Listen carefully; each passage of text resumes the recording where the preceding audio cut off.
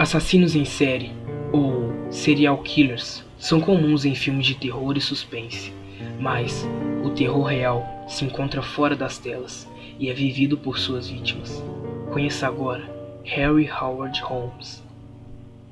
Holmes, ou Herman Webster Mudgett, seu nome verdadeiro, é o primeiro serial killer americano de que se tem notícia.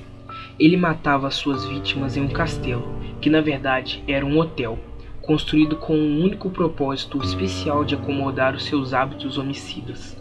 No local, ocorreram pelo menos 27 assassinatos, porém, as autoridades suspeitam de que esse número seja ainda maior, ou seja, ultrapasse de 200 pessoas.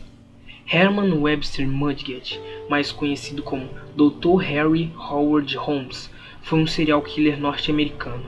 Nascido em Gilmanton, New Hampshire, filho de Levi Horton Mudgett e Theodate Page Prince, ambos os quais eram descendentes dos primeiros colonos europeus na área.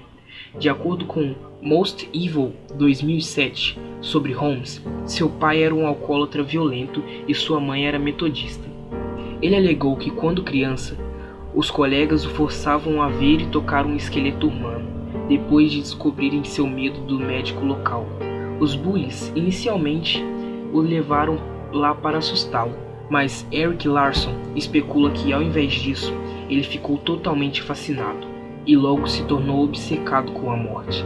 Holmes abriu um hotel em Chicago para a Feira Mundial de 1893. Ele finalmente foi pego em 1895 pelo detetive Frank Geyer, da famosa agência Pinkerton, encarregado de investigar o desaparecimento de 3 crianças, filhos do então parceiro de Holmes, Benjamin Pitezel. Geyer solucionou o caso, o que levou ao julgamento e execução de Holmes.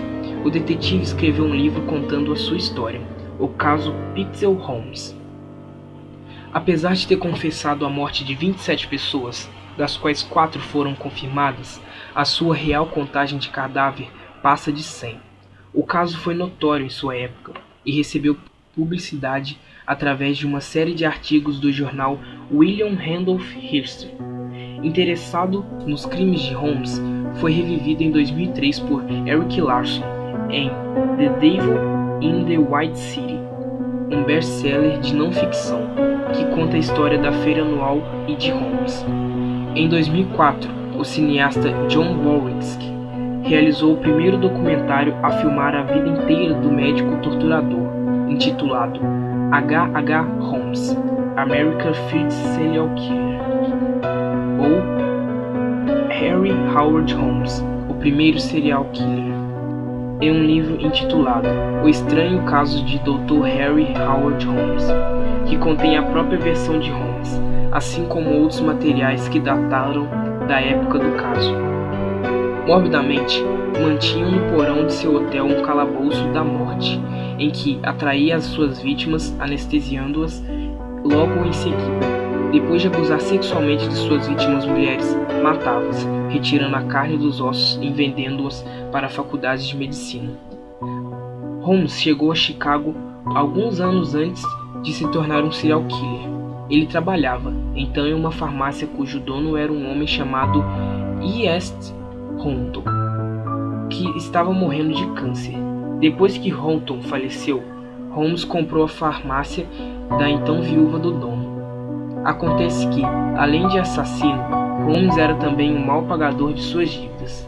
E, quando a viúva percebeu que não receberia o dinheiro da venda, procurou um advogado para ajudá-lo a recuperar o estabelecimento. Misteriosamente, a ruiva de Honton acabou morrendo.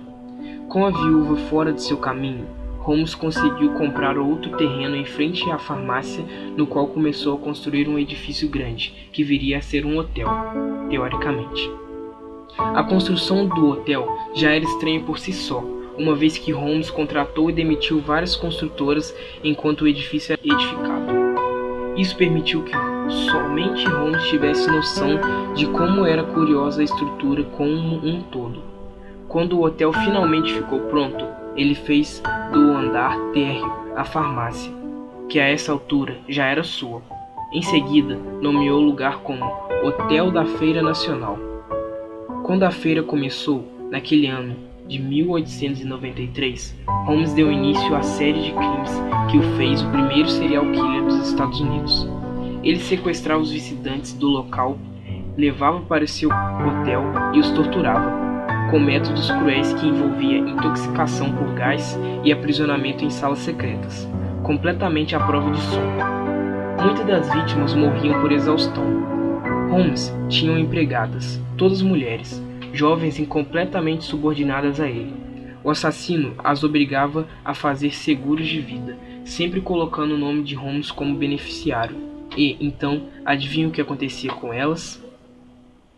Alguns estudos posteriormente sobre os métodos de assassinato usados por Holmes apontam que ele usava o porão do hotel para dissecar o corpo das vítimas e que ele chegou a vender muitos esqueletos para a Universidade de Medicina. A feira de Chicago durou 4 meses e durante esse tempo mais de 200 pessoas morreram. Quando a feira acabou, Holmes saiu da cidade e continuou aplicando golpes de seguro, chegando a casar-se com várias mulheres diferentes e as matando depois, é claro. Felizmente, o assassino foi capturado em Boston e os policiais chegaram, então, até o Castelo dos Horrores, que ainda continha vestígios de crueldade, com carcaças em decomposição e um cenário realmente assustador. Holmes foi executado em 1896 e o castelo foi demolido. Hoje é o local de uma agência de correios. Então, se você gostou do vídeo, não se esqueça de avaliar e deixar seu like. Se inscreva no canal para acompanhá-lo. Compartilhe e conte para seus colegas que gostam desse tipo de vídeo. E até o próximo vídeo.